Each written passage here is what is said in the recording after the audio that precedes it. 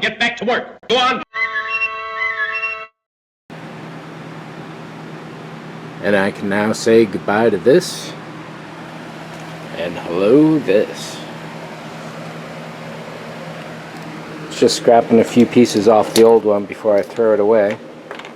A lot of it I can reproduce or get from somewhere else, and I have a whole bunch of other junk I can use as well. Next step is going to be lining this area with a bit of a wall, and almost done. Took about 7 or 8 hours today, and we'll see where it goes from here. Good morning, everybody. Gears here with Safety Cat Bean over in the background, making sure that I'm doing everything properly. And just as the difference between day and night, so too the difference between the cardboard prototype and this new wood paneling one. It's mostly held together with screws going into 1x1 and 1x2 brackets on the bottom. The last session to get these guys held in at the angle was a lot of staple gunning. And essentially what I did there was to staple gun the top here first so it had some wiggle room, and then I essentially just held this piece in place, and that was it. The whole project so far probably has taken about 7 or 8 hours. Actually, I was kind of surprised to some degree, but I suppose I shouldn't be.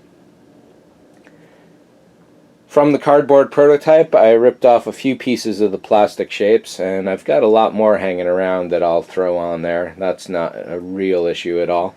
I did want to save as many of them as I could, though, so I wouldn't have to get new stuff or dig things up.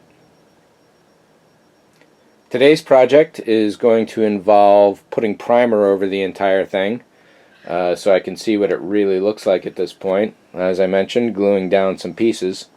So I'll be heading over to the backyard of a friend's where Lemons was built and Red 2 was painted, and I'll be doing all that. So with that, let's get this moved out and see what's going on. And with about 20 minutes of spraying, I pretty much went wet on wet the entire way. It's about 90 something degrees out here Fahrenheit, and the paint is drying fast. One big problem that I noticed as soon as I started putting the paint down is that I didn't dust this off. Also, there's a lot of pollen in the air, so that is already coating the surface. One of the downsides to working outside, of course.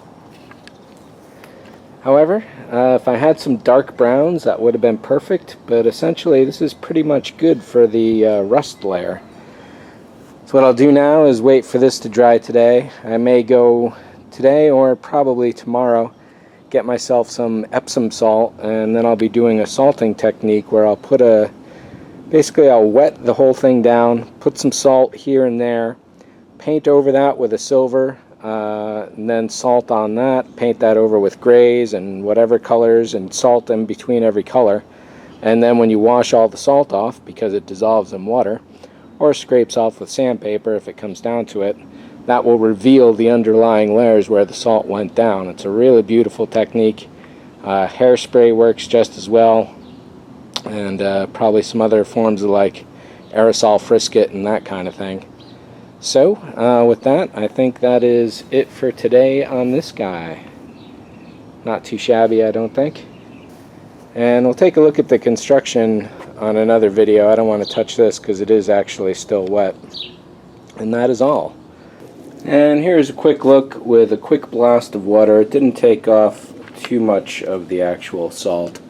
What I got now is a hand sander that I'll be taking the rest off with. Then I'll wet it, resalt it, and then it will be ready to have the colors applied. Basically whites, grays, maybe some blacks. Something dark to go with the exterior X-Wing kind of look. And now that the water has been sitting here for a few seconds, it definitely rubs the salt off a lot easier. But nevertheless, here comes the sanding. And after a quick hand sander, some little filing to get rid of all the nooks and crannies, and then a new application of salt on top of some water, and this will be ready to go for the paint. I ran out of salt, just a little short of where I would have liked, but that's the way it goes. No worries whatsoever. So even though it's still wet, I went ahead and painted it with basic white to get as much coverage as I could. Then I had half a can of gray, which just about covered everything as much as I needed it to. And then I kind of went over it with a couple splats of black, a little more of the iced gray white. It says iced gray, but it's really a white, or a light gray. And then I went back over it with the normal medium gray again to give it a little discoloration here and there. If it's too patchy, that's okay. This is just a prototype.